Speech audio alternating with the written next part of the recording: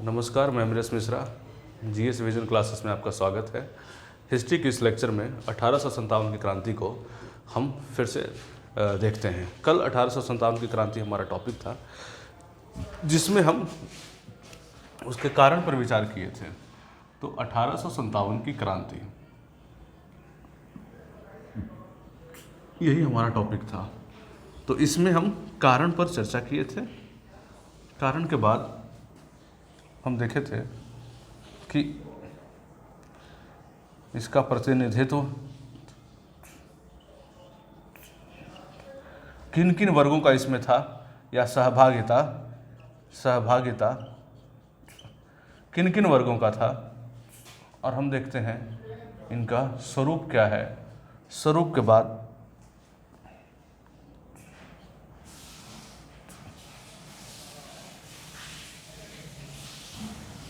बिहार की भूमिका इसमें देखेंगे। फिर देखेंगे असफलता के कारण, और यहाँ देखेंगे हम प्रभाव। बस यही है 1857 में हमें यही पढ़ना है। पहला है कारण के बारे में कल हमारी चर्चा हो गई थी, जिसमें हमने राजनीतिक कारण, आर्थिक कारण, सामाजिक कारण और धार्मिक कारण सभी पे हमने पढ़ाई किया था। अब है प्रतिनिधित्व और सहभागिता। तो इस पर हमने यह चर्चा किया था कि किन किन वर्गों का इसमें प्रतिनिधित्व था। तो सबसे पहले हम देखेंगे सिपाही इसमें शामिल थे। इनफैक्ट ये स्टार्टिंग किए थे, इसलिए सिपाही मिलिट्री भी कहा जाता है इसे। तो सिपाही के द्वारा तो ये आंदोलन शुरू ही किया गया था ना, इसलिए सिपाही आंदोलन, तो इसे सिपाही तो इसमें महत्वपूर्ण भूमिका निभाए। सिपाही के साथ साथ इसमें आप देखेंगे कि राजनीतिक रूप से खासकर राजे रजवाड़े, इसमें आप देखेंगे कि इसमें राजे रजवाड़े शामिल है, या नवाब आप कहें, नवाब शामिल है। इसमें किसान शामिल हैं, किसान भी इसमें शामिल हैं। इन सब का इसमें प्रतिनिधित्व था। इसके कारण अलग अलग थे।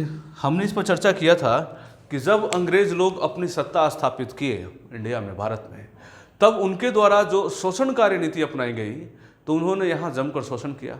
और वो जब शोषण किए तो यहाँ के विभिन्न वर्गों पर उसका प्रभाव पड़ा, क्योंकि जब वो शोषण किए तो पूरे भारत में शोषण किए, और उससे यहाँ के विभिन्न वर्गों पर नकारात्मक असर पड़ा। और जिन जिन वर्गों पर असर पड़ा वो इसमें शामिल हो गए।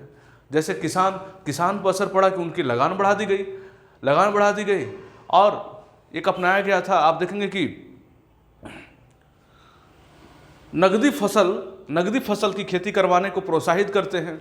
और जब उसी कहते हैं कृषि का वाणिज्यीकरण करना, तो जब कृषि का वाणिज्यीकरण किया गया तो इसका भी नकारात्मक प्रभाव पड़ा, क्योंकि खाने वाली जो खाने की वजह से आप देखें कि गेहूं, चावल आदि का उत्पादन कम हो गया, और उसमें जैसे अफीम, चाय पत्ती, जूट, इन सब का उत्पादन अधिक हो गया।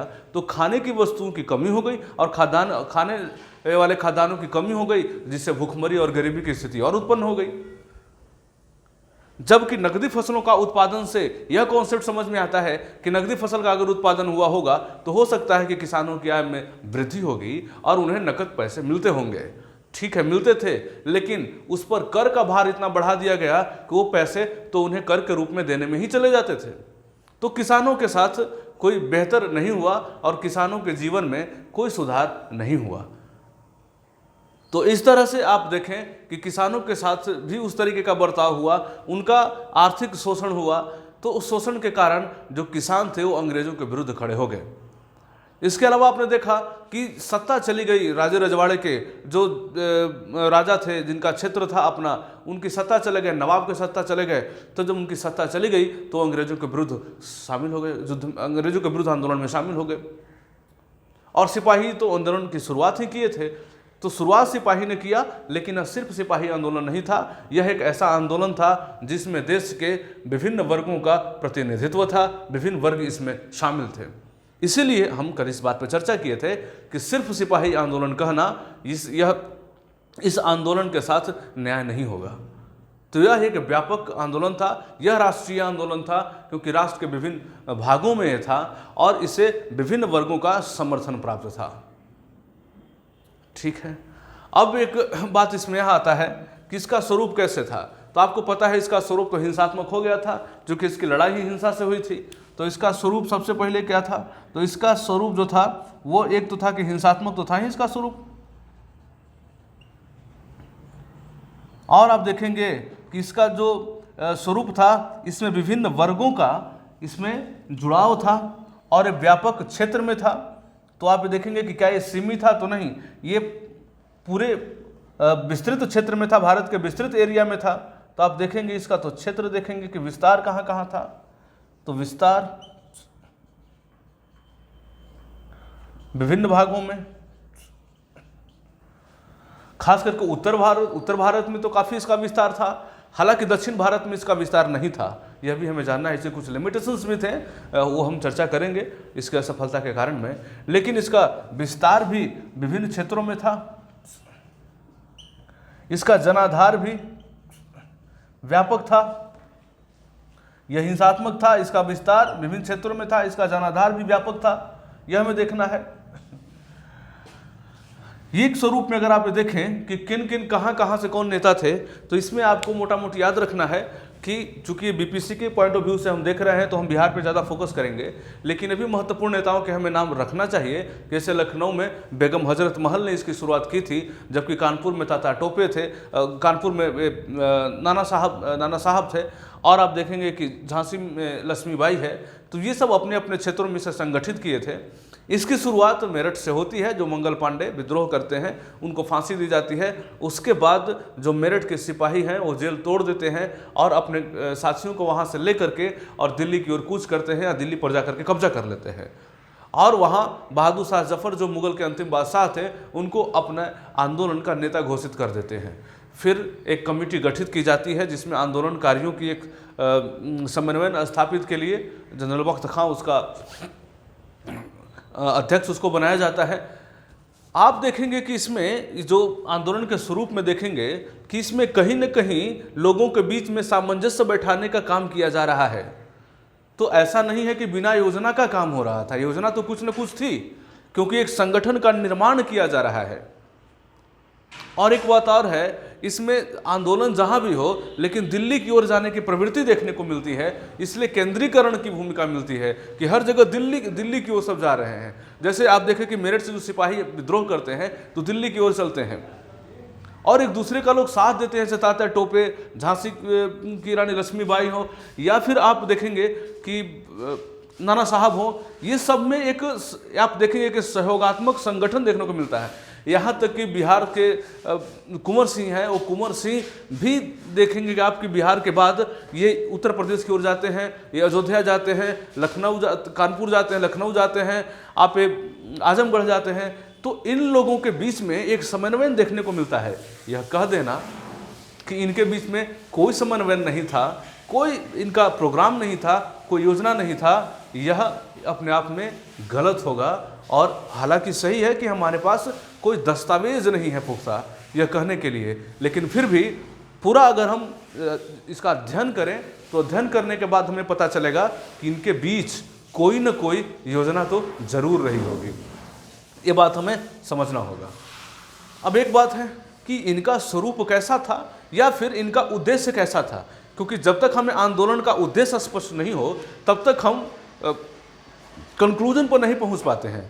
तो यह एक दुविधा तो रही है 1857 के संबंध में, क्योंकि हमें दस्तावेज नहीं मिले हैं, और वो दस्तावेज न तो ब्रिटिश, न तो भारत की किसी लाइब्रेरी से और न तो ब्रिटिश की किसी लाइब्रेरी से हमें मिले हैं। इसीलिए 1857 की क्रांति का जो इतिहास लिखा गया उसमें पूरी तरह से हम ब्रिटिश डॉक्यूमेंट पर निर्भर हैं। अब ब्रिटिश डॉक्यूमेंट जो हमें देता है उसी पर लिखा गया। आप सावरकर की बात करें, सावरकर ने ही इसे प्रथम स्वाधीनता आंदोलन कहा था, और सावरकर के माध्यम से ही आगे चलकर एक कॉन्सेप्ट विकसित भी हो रहा है कि यह स्वतंत्रता संग्राम की प्रथम अभिव्यक्ति 1857 की क्रांति थी। एक बात याद रखना है, सावरकर को आपको हिंदू नेशनलिस्ट कहा जाता है, लेकिन 1907 में जब 50 वर्ष पूरे हुए थे 1857 के, तो सावरकर ने आह्वान किया था कि इसे हिंदू मुस्लिम एकता दिवस के रूप में मनाया जाए 1907 में। तो यह भी हमें याद रखना है, मेंस में लिखते समय यह भी कारगर सिद्ध होगा, क्योंकि सावरकर लगातार सुर्खियों में बने हुए हैं। तो हमें यह देखना है, तो स्वरूप में एक बात याद रखना है कि स्वरूप इसका क्या था, तो स्वरूप एक तो हिंसात्मक था और दूसरा कि ये अखिल भारतीय था इसका विस्तार, और इसका समर्थन जनाधार और विस्तार दोनों व्यापक था। और दूसरा केंद्रीकरण, हर जगह जहां आंदोलन हो रहा है वहां दिल्ली की ओर जाने की प्रवृत्ति देखने को मिल रहा है कि सभी लोग दिल्ली की ओर मूव कर रहे हैं। इसका मतलब क्या है? इसका मतलब यही है कि केंद्रीकरण की भावना थी और दिल्ली सत्ता का केंद्र पहले से था। तो ऐसा लग रहा था कि ये जो आंदोलन है वो आंदोलन स्वतंत्रता के लिए किया जा रहा था।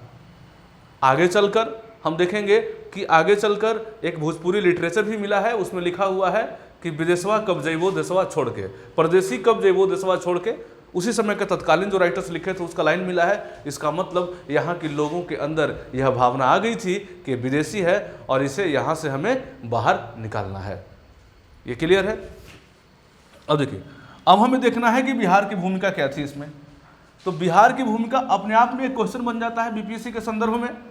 देखिए, पीटी में क्वेश्चन तो आपसे यही पूछेगा कि बिहार से किसने लीड किया। अब सिर्फ बिहार की आपको दे तो वीर कुंवर सिंह, लेकिन अगर इसमें अगर पटना कह दे तो पीर अली, वीर कुंवर सिंह के बाद किसने किया तो अमर सिंह, उनके भाई थे। तो ये प्री का क्वेश्चन इस तरीके के आ सकता है। लेकिन मेंस में आपसे क्वेश्चन आएगा कि 1857 की क्रांति में बिहार की भूमिका का उल्लेख करें। अब बिहार की भूमिका का उल्लेख अगर होगा तो बिहार में किस तरीके से आंदोलन की शुरुआत हुई, अब बिहार के विभिन्न हिस्सों में किस तरीके से फैला, हमें यह बताना होगा। लेकिन अगर क्वेश्चन यह हो कि 1857 की क्रांति में वीर कुंवर सिंह की भूमिका कैसे हुई, तब हमें बाकी के क्षेत्रों को हल्का सा उदाहरण देते हुए वीर कुंवर सिंह पर ही फोकस हो जाना है। बहरहाल इस मुद्दे पर हम आते हैं बिहार में भूमिका।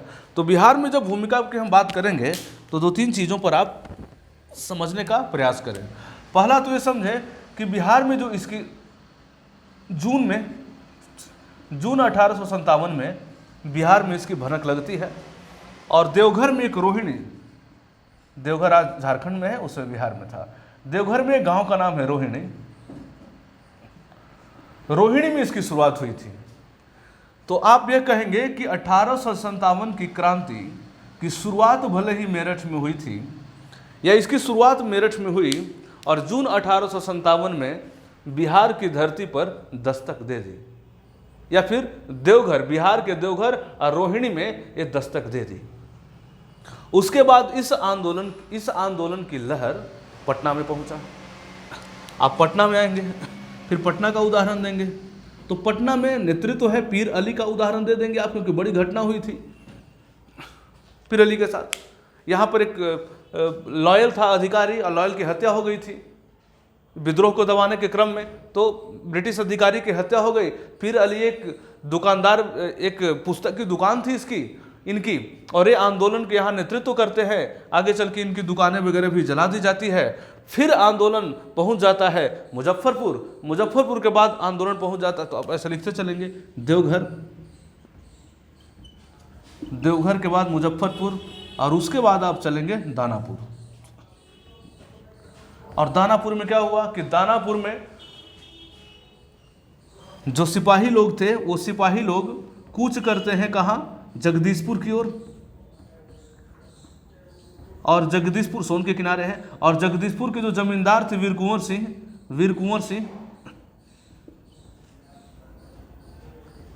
सिंह उनसे कहते हैं कि हमारे आंदोलन को आप लीड कीजिए। और वीर कुंवर सिंह भी, आप देखते हैं कि 80 साल की उम्र उनकी थी, लेकिन फिर भी देशभक्ति की भावना उनके अंदर भरी हुई थी और उससे उन्होंने नेतृत्व किया, लीडरशिप को एक्सेप्ट किया। और उसके बाद वो लीड करते हैं और आरा पर वो कब्जा कर लेते हैं। और आरा पर कब्जा करने के साथ आरा पर समानांतर सरकार की स्थापना भी कर लेते हैं। तो यह भी प्री में प्रश्न आता है कि आरा में समानांतर सरकार की स्थापना किसने किया था, तो आप कहेंगे वीर कुंवर सिंह ने किया था।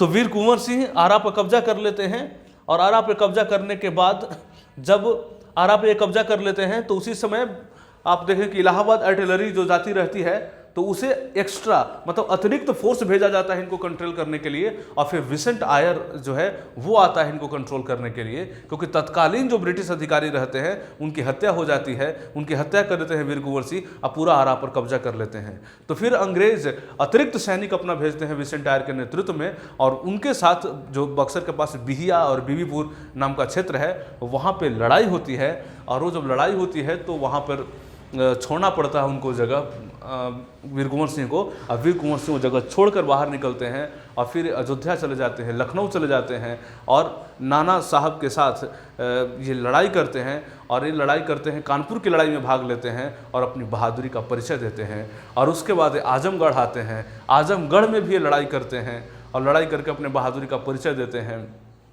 और फिर उन्हीं लड़ाई में घायल हो जाते हैं, घायल होकर वापस से जगदीशपुर आते हैं, और जब ये वापस जगदीशपुर आते हैं तब इनकी भिड़ंत जो होती है वो होती है ली ग्रांड से, और इसमें इतना ज़्यादा घायल हो जाते हैं कि फिर इनकी मृत्यु हो जाती है। तो ये आप देखेंगे कि वीर कुंवर सिंह की ये कहानी है।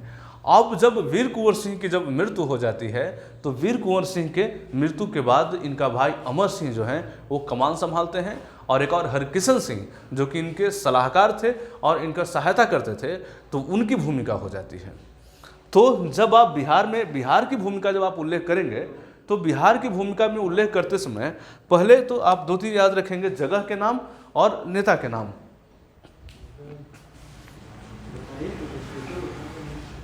देखिए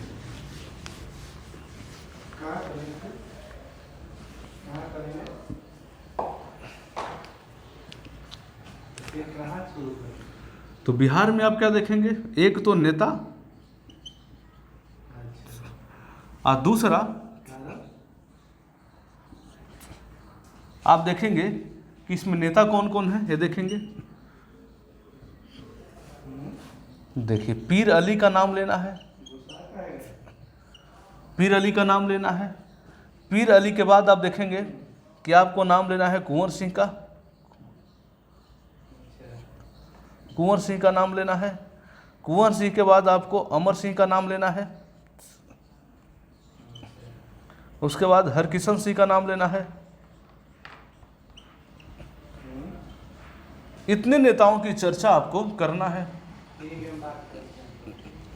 इतने नेताओं की आपको चर्चा करना है, इनकी बहादुरी। और अगर विस्तार की बात किया जाए कि कहाँ कहाँ विस्तार हुआ था बिहार में, अगर आंदोलन की बात की जाए तो बिहार में आपको बताना है, एक तो देवघर, देवघर के रोहिणी, उसके बाद आपको बात करना है पटना,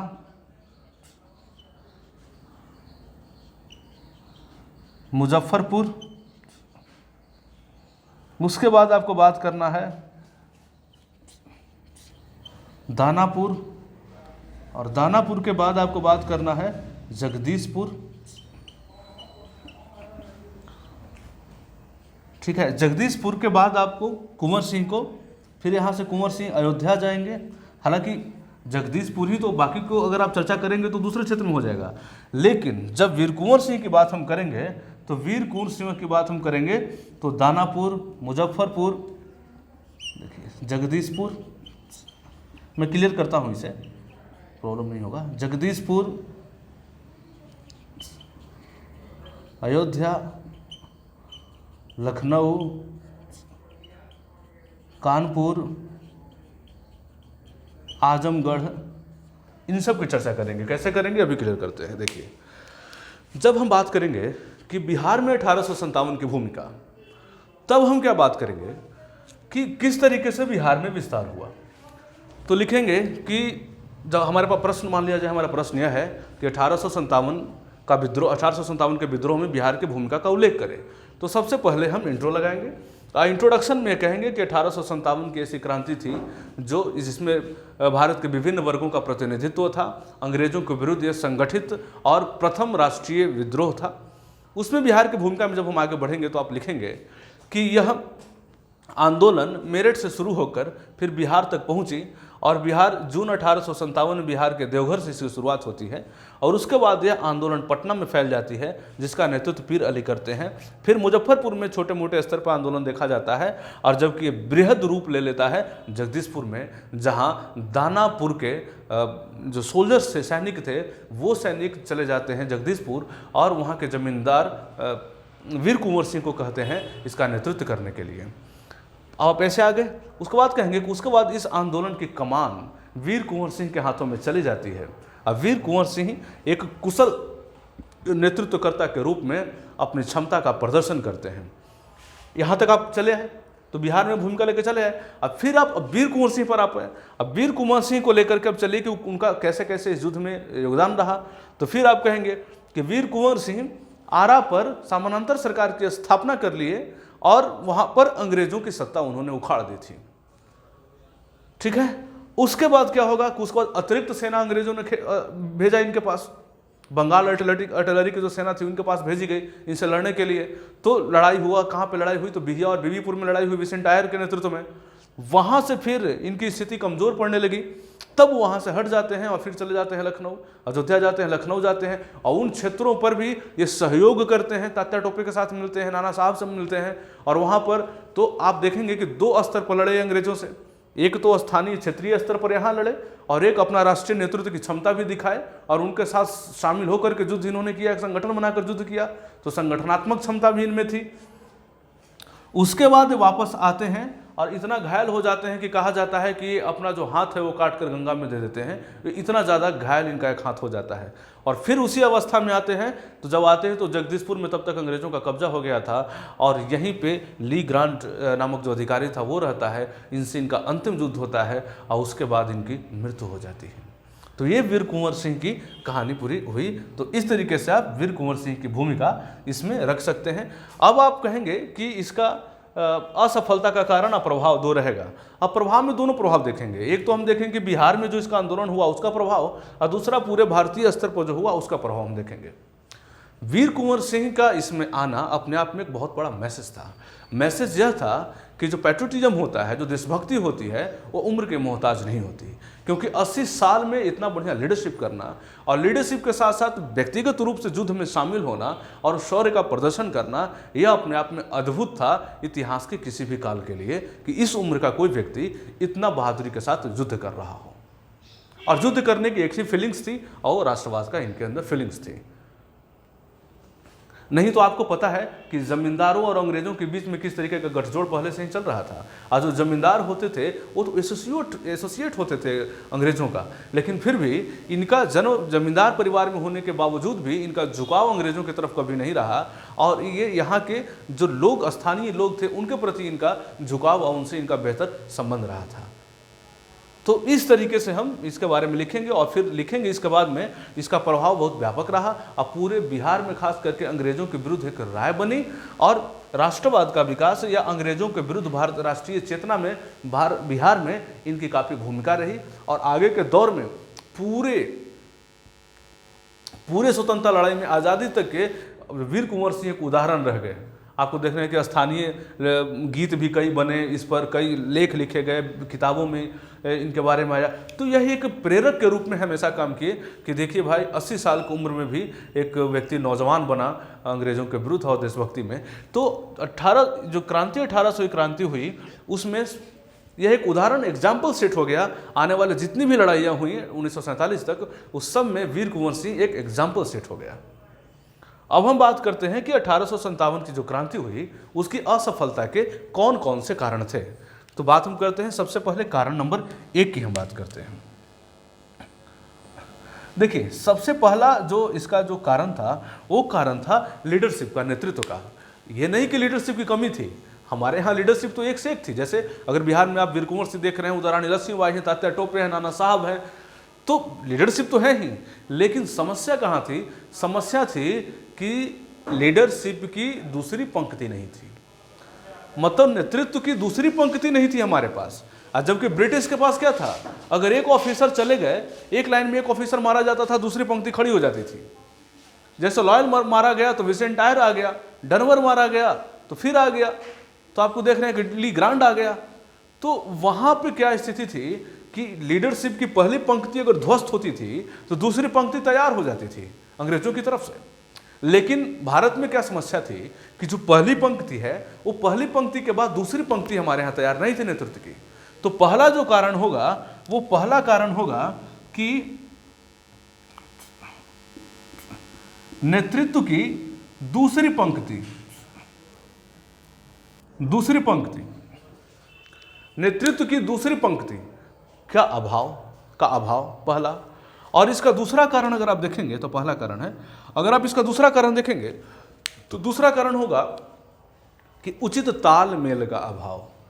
तालमेल का कहने का मतलब क्या है, जैसे योजना कुछ न कुछ उनकी रही होगी ऐसा प्रतीत होता है, लेकिन तालमेल उसके अंदर नहीं था कि कब हम विद्रोह करें, उसका टाइमिंग क्या होगा। एक साथ अगर सब लोग विद्रोह कर दिए होते तो आप समझिए बात कुछ और होती। अगर जैसे वीर कुंवर सिंह ने जब आरा पर विजय प्राप्त कर लिया तो आप देखेंगे बंगाल आर्टिलरी अलग से भेजा गया। अगर उस क्षेत्र में भी उसी समय हुआ होता तो कैसे हो पाता। या फिर जब मेरठ से जब जो सैनिक थे वो कूच किए हैं दिल्ली की ओर, और पूरे दिल्ली पर जब इनका कब्जा हो गया था तो बाद में अंग्रेज लोग तो उस पर काबू पा लिए थे। लेकिन अगर यह सोचिए तो उनका क्या होता था कि एक सेना जो उनकी होती थी उसको इधर से उधर मूवमेंट करते थे, एक जगह जाते थे उस क्षेत्र को जीत लेते थे फिर दूसरी जगह मूव करते थे। आप कल्पना कीजिए कि अगर पूरे क्षेत्र पर समूचे भारत में अगर एक ही समय पर विद्रोह हुआ होता तो क्या वो लोग सभी जगह अपने सैनिक के माध्यम से विद्रोह को दबाने में सफल होते। क्या इतनी सैनिक उनके पास थी, या फिर भी सफलता का दर इतना होता, नहीं होता। तो अगर तालमेल बेहतर होता भारत के जो विद्रोहित लोग थे उनके अंदर, तब ये जो असफलता है वो सफलता में बदल जाती। तो दूसरा हम क्या लिखेंगे, दूसरा लिखेंगे तालमेल की कमी।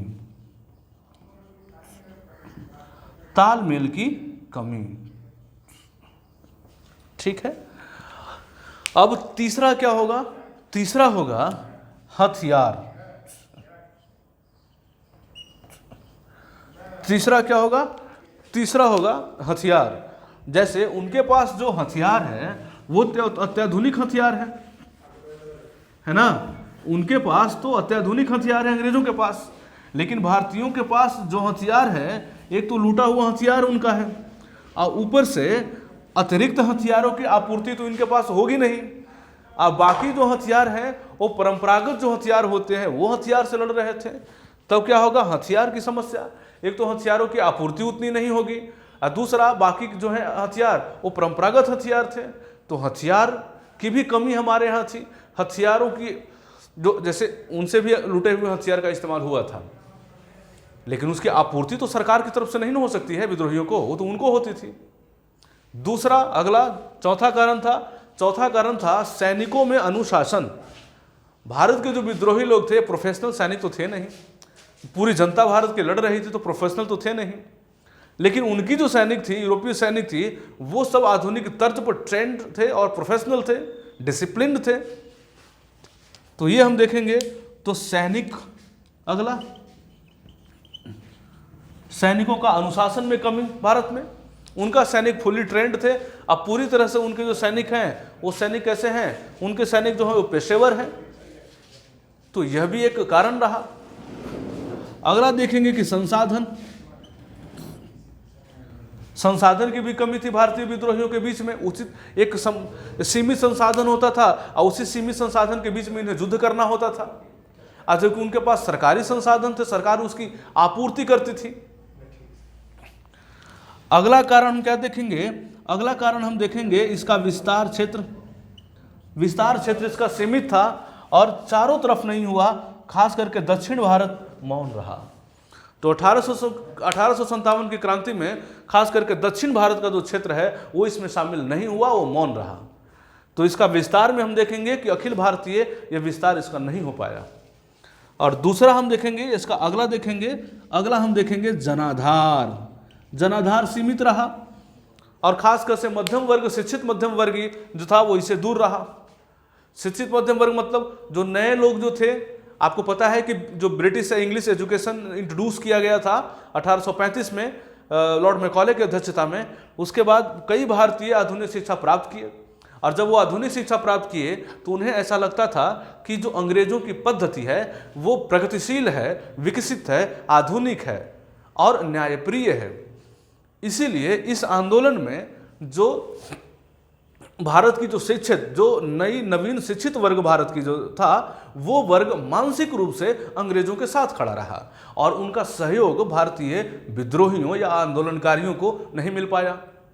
अगर उनका सहयोग इन्हें मिल पाया होता तो हो सकता है इस आंदोलन की दिशा और दशा कुछ और होती। इसीलिए इसका जनाधार भी सीमित रहा। इतने कारण पर्याप्त है ना, 1 2 3 4 7 8 कारण है, इसमें से 4 5 भी कारण अगर आप मेंस में लिख कर चले आए तो फिर अच्छे मार्क्स मिल जाएंगे आपको। तो असफलता के कारण नेतृत्व की दूसरी पंक्ति की कमी होना, तालमेल की कमी होना, हथियार की क्वालिटी और आपूर्ति दोनों कम है, सैनिकों में अनुशासन और प्रशिक्षण, यह भी भारतीय जो सैनिक थे उनका प्रशासन और अनुशासन यूरोपियों की तुलना में कम था। और याद रखेंगे खास करके गोरखा और सिख रेजिमेंट, ये दोनों इस आंदोलन को दबाने में बड़ी सफल हुआ है।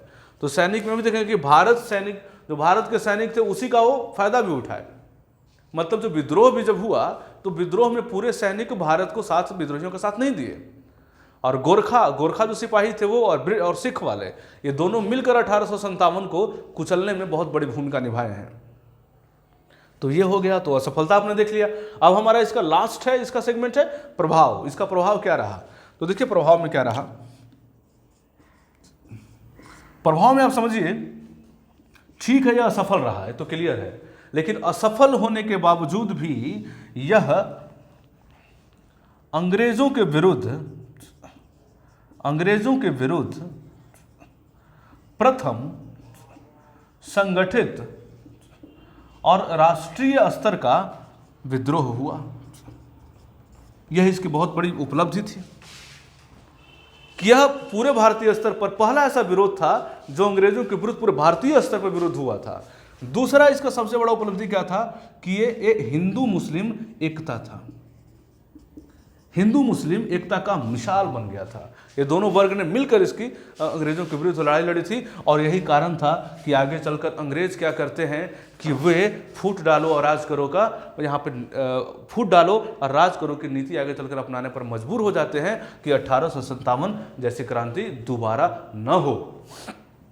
यह आपने देखा, तो इसका प्रभाव पहला आपने देखा कि अंग्रेजों के विरुद्ध प्रथम संगठित विद्रोह के रूप में उभरा, और दूसरा था कि हिंदू मुस्लिम एकता हुआ, और तीसरा क्या था कि आगे के आंदोलन के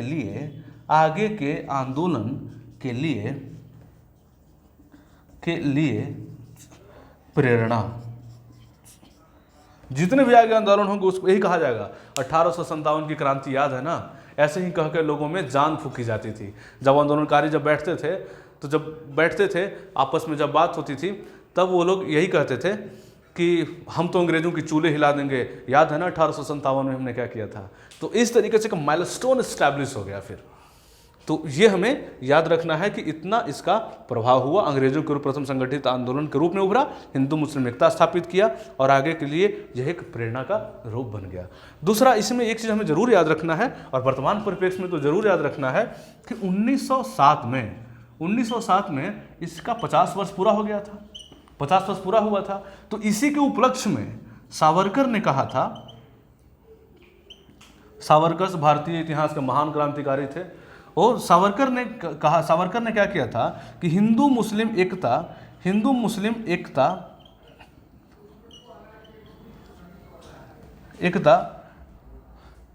वर्ष मनाने की, एकता का उत्सव मनाने का आह्वान किया था। उनका कहना था कि देखिए 1857 में हिंदू मुस्लिम मिलकर हम लोग लड़े थे, आए 1907 है तो 50 साल पूरा हो गए, तो इस 50 साल पर हम लोग मनाएं, हिंदू मुस्लिम एकता दिवस के रूप में हम मनाएं, ये आह्वान किया था 1907 में सावरकर ने ये आह्वान किया था। तो इस तरीके से 1857 की क्रांति जो हमारी है वो आज पूरा हो गया। इससे किस तरीके से हमें मेंस में लिखना है ये भी हमने कंप्लीट किया। अगले वीडियो में हम अगला टॉपिक उठाकर देखेंगे। Thank you.